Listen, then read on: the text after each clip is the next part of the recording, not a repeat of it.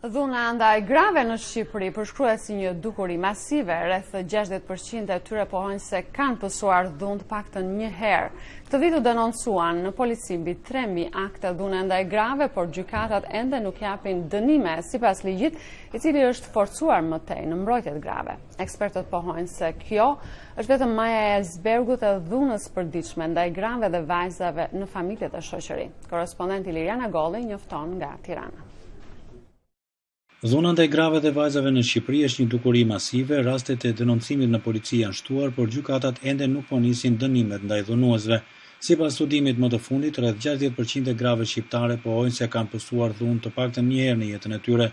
Vetëm në 9 muajt e parë të këtij viti, gra denoncuan në polici 3028 raste dhune. Pritet një rol shumë i madh i gjykatave, sepse ende ne nuk kemi raste të dhunës në familje dhe të dënimet, të rasteve ekstreme, të marrin dënimet maksimale dhe të shprehen gjykatat për ta bërë të dukshme dhe në sy të komunitetit dhe të publikut. Që tashmë një dhunues i grave, i të miturve, i të moshuarve në familje, me anë të ndryshimeve të ndryshme legislative që kanë ndodhur, e marrin këtë dënim dhe ja ku janë rastet konkrete që ky person është dënuar. Veprimtarët e shoqërisë civile pohojnë se shumë nga zonjat që denoncojnë dhunën fizike dhe marrin urdhra mbrojtje nga drejtësia, më pas i tërheqin denoncimet e tyre për shkak të presioneve dhe varfërisë, duke u kthyer përsëri në mjedisin e dhunshëm ku jetojnë prej vitesh. Jemi gjithë koshient të themi që denoncojnë vetëm kur dhuna ka arritur në ekstrem, kur kemi dhunë fizike të shfaqur të hapur dhe nuk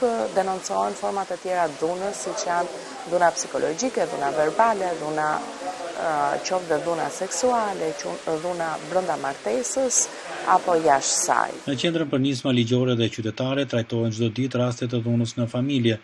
Avokatja e qendrës, Aurela Bozo, thotë se në kodin penal janë bërë ndryshime të rëndësishme për ta dënuar dhunën ndaj grave, por ligjet nuk po zbatohen. Ndër rastet që ne kemi trajtuar më shpesh janë rastet e viktimave të dhunës në marrëdhëniet familjare, të cilat kërkojnë që ne të përdorim dy mjetet ligjore, urdhrin e menjëhershëm të mbrojtjes dhe urdhrin e mbrojtjes në kuadrin e ligjit për masa ndaj dhunës në marrëdhëniet familjare.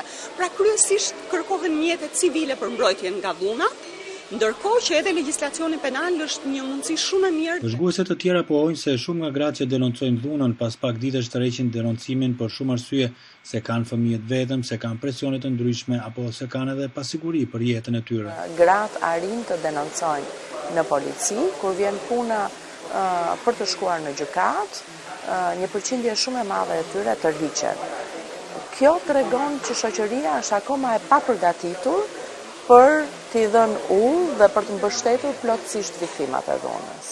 Ekspertët pohojnë që sa më shumë të zbatohet ligji, aq më shumë do të shtohen denoncimet e rasteve të dhunës, por kjo është e lidhur dhe me shërbime të tjera që u duhen dhënë grave si punësimi dhe ndihma ekonomike. Ato mjetet ligjore, për cilat ne kemi folur shpesh, urdhri menjëhershëm i mbrojtjes dhe urdhri mbrojtjes, në kuadrin e ligjit për masa ndaj dhunës në marrëdhëniet familjare, duhet të zbatohen në mënyrë më efektive, duke angazhuar të gjithë aktorët përgjegjës, dhe ndryshimet e fundit të kodit penal të 2012 dhe 2013 gjithashtu kërkojnë vëmendje për një zbatim më efektiv. Megjithatë, qeveria përpiqet të mbështesë gratë me punësime dhe ndihma sociale, kualifikimin e tyre profesional falas, strehimin e vajzave të trafikuara ose ato nga pakicat etnike.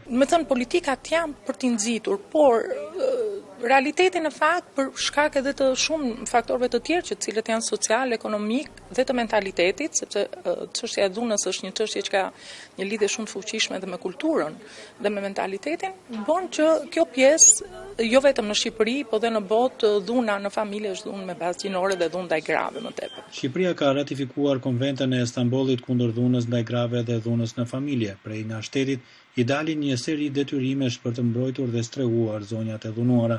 Konventa kërkon streza, linja telefonike 24 orë për të denoncuar dhunën, po ashtu kërkon strehim, punësim dhe kompensim të grave të dhunuara për dëmet e pësuara. Për Zërin e Amerikës, Liriana Golli, Tiranë.